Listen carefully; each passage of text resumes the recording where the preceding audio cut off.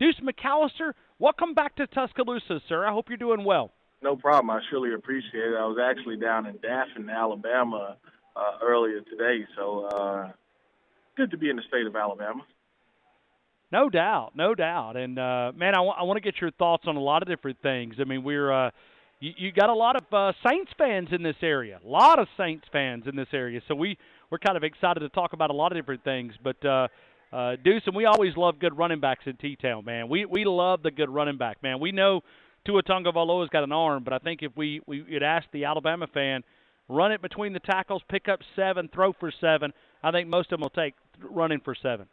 Well, I think so. When you look at the mentality of what Coach Saban has been able to build, and even before he got there, you talk about, really my time, Sean Alexander, being one of the great backs to come through, and then you talk about Mark Ingram, what he was able to do, and I would agree 100% with you. Damian Harris is another back that's done really, really well, and Alabama's produced them, and I think the proof is in the pudding when you talk about some of those guys, and not just having that college and high school success, but having success in the pros as well. Yeah, and Deuce, what does it take? And the body, when I go down on the sidelines, and I've always, growing up in the state of Alabama, I think all of us, childhood memories, we wanted to be a football player, but I see the running backs taking the hits that you guys take. How do you get ready for a season? Because the running backs take so many hits in college and the NFL. How does a body sustain that? Well, I think one of the things you have to be able to have the regimen as far as the workout is concerned, and that's just getting your mind, mentally ready, but also physically ready. As whether you're in the weight room, some guys like to be able to get on the hill, some guys like to run on the beach. I think all of those things are very, very important. But and also having a coach that can take care of the running back, knowing that that young man is going to take those hits on Sunday or Saturday, and he's going to have to be able to get ready to play the next week and, just be available. A lot of times you talk about getting the 25 to 30 touches at a premium position, and I know some people may not think that is the case, but, you go back and look. If you want to win, whether you're talking about in the SEC or in the NFL, particularly when it's time to run out the clock or it's goal line, 3rd and short, 9 times out of 10, it's going to be running the football. So you want to have a guy that can pound it for you. Now, I know the game has changed a little when you talk about being able to run inside zone, outside zone, and being able to run kind of a spread system where you have the hybrid type of back. I think that's obviously important to have as well. But really just depends on the type of system that you want to incorporate for your team. Deuce, what is one thing that you like about college football, the movement, the changes? What's one thing that you like and one thing that maybe you would have changed the direction of the game in college football? Well, I think, the one thing that would definitely help is for kids to be able to spend more time with their coaches. I think when you talk about the development of it, I think it's probably unfair when you look at some of the 20-hour-a-week rule. And I understand, there's some ways around that in a sense. But to be able to truly develop some of those players and let them have more football time with their coaches, I think that's one of the things. And then just continue to improve on the safety aspect of it. You see some of the things and changes that college has already started to implement, and obviously it's helped USA football, the younger kids as well, going down into high school and then the preschool ages, but also on the NFL level. I mean, I think just understanding and educating the players as well as the parents, I think is critical as you want to continue to try to grow the game. Deuce, I always look at the importance in doing a college football show, and we certainly focus on the NFL too, when we could tie it back to SEC football players. When you look at giving that credit, who got you involved in the game of football? How did your love develop? What was it that got you engaged in the game of football? Growing up in Mississippi is a lot like Alabama. So, I mean, anytime the TV was on, whether it was Saturday or Sunday, just watching some of those great players that you talk about, a David Palmer, you talk about, some of the players that you could kind of grow up and hope to be like a Walter Payton, and then seeing them go out and have the success that they had on Saturday or Sunday, and just want to be like them as well. And so I think that's where kind of the love of the game grew. And then when I was able to go out and play and then saw that I had the skill set, it was just a lot of coaches that gave a lot of time to help develop my skills. And, I know I'm extremely thankful for it. But, I mean, there's so many life lessons on the football field, win or lose. I mean, there's life lessons being taught right now at all these college football programs across the country. I'm sure you would agree.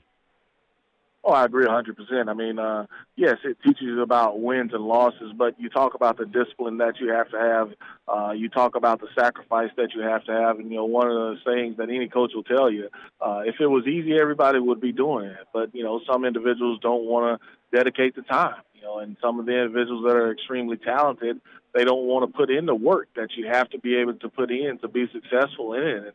And I'm not even talking about just making it to the NFL. We're talking about even middle or high school, and it's just instilling you that you have to do things the right way. And there's so many lessons that you can learn from that game that translate over to real life or in business as well.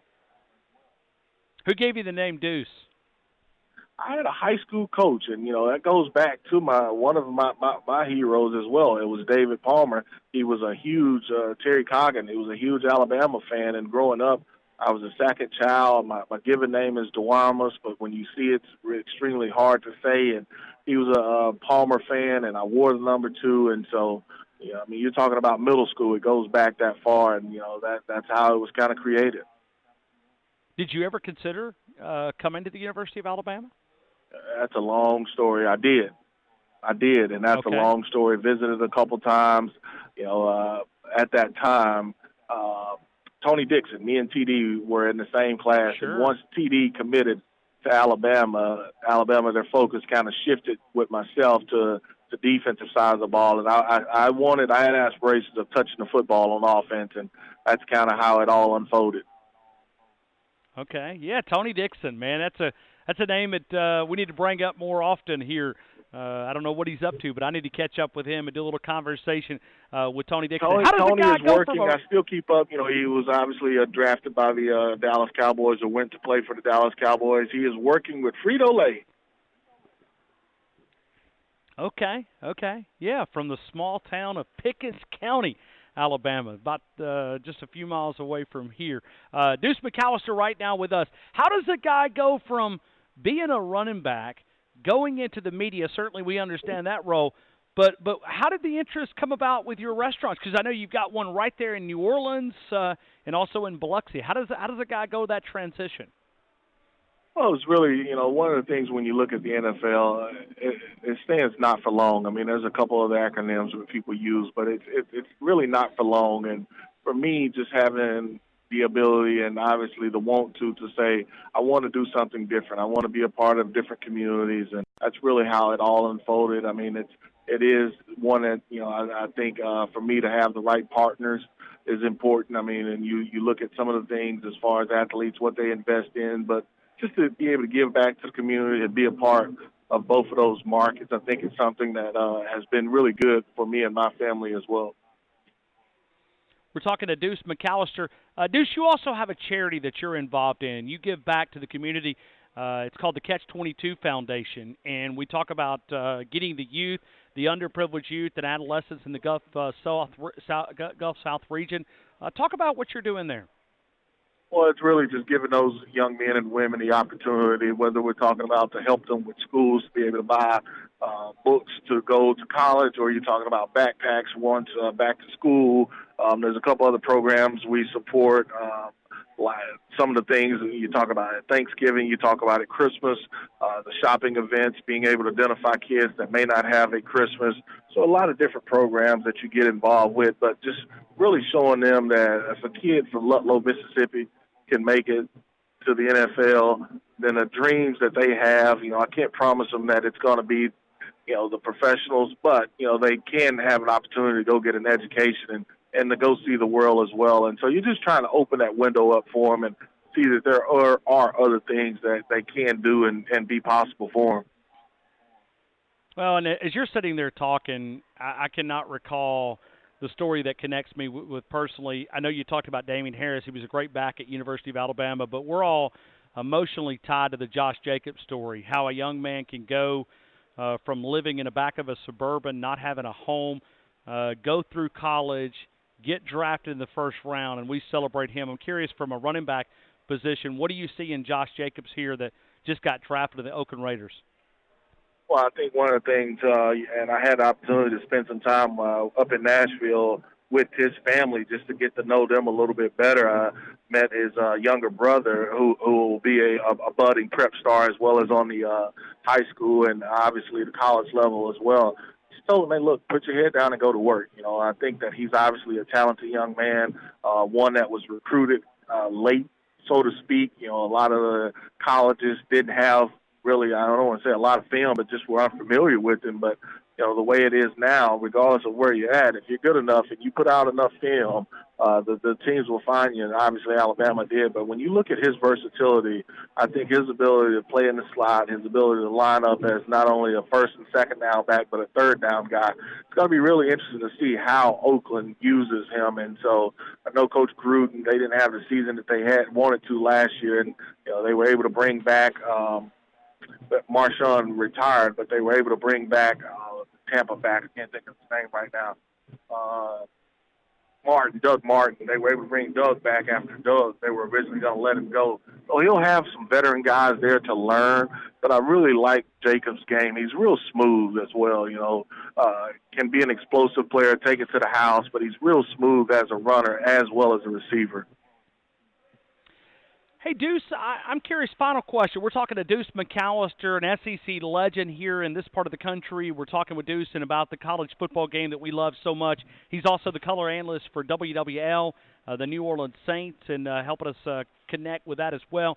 But, Deuce, when you hear the NCAA is discussing allowing college players to receive endorsements, the likeness, kind of having a way for there might be some compensation that would go back to players.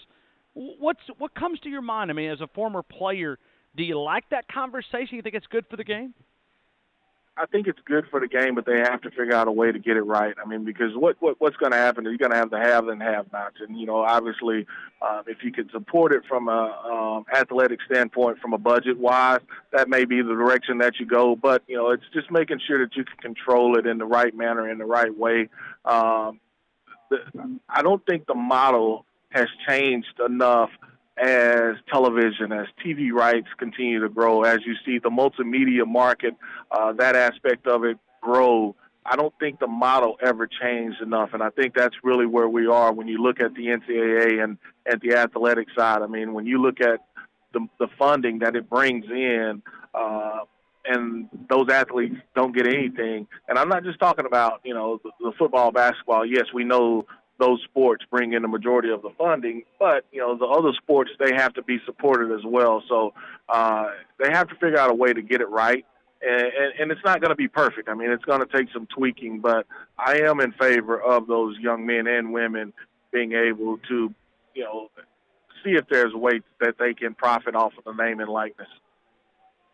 Hey, Deuce, if we're walking in your restaurant in Biloxi or in New Orleans, give me the go-to. Like, if you walk in there, what are you going to? Both are a little different. I mean, we try to customize the menu for that area, and so when you walk into the Biloxi restaurant, it's probably going to be more of a true seafood dish, whether you're talking soft-shell crab or you know, for me, I love the oysters, so that would be some of the go-to favorites. I mean, when you talk about New Orleans, I like the catfish and the white beans. I mean, that's one of my favorites. Or the quarter chicken, and we call it the Deuce.